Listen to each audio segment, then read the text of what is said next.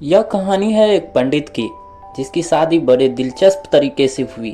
पंडित जी विद्वान थे।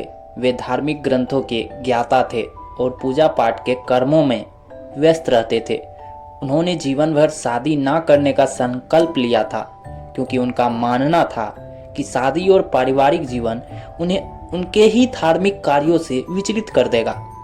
एक दिन उनके गांव में एक बड़ा धार्मिक उत्सव हुआ, जिसमें पंडित जी को पूजा कराने के लिए बुलाया गया था। उसी पूजा में गांव के मुखिया की बेटी भी शामिल थी, जो बहुत ही समझदार और धार्मिक प्रवृत्ति की थी। पंडित जी को पूजा के दौरान उनकी विद्वता और विनम्रता देखकर मुखिया की बेटी का दिल पंडित जी पर आ गया। मुखिया ने पंडित जी को अपनी बेटी के साथ शादी का प्रस्ताव दिया। पहले तो पंडित जी ने इनकार कर दिया, लेकिन मुखिया की बेटी ने उनसे कहा, आप जीवन भर पूजा पाठ करते हैं और संसार को धर्म का मार्ग दिखाते हैं, लेकिन परिवार और समाज का धर्म भी तो निभाना जरूरी है।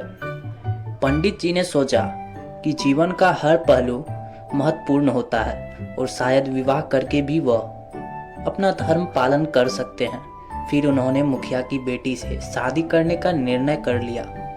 शादी के बाद पंडित जी का जीवन और भी संतुलित हो गया।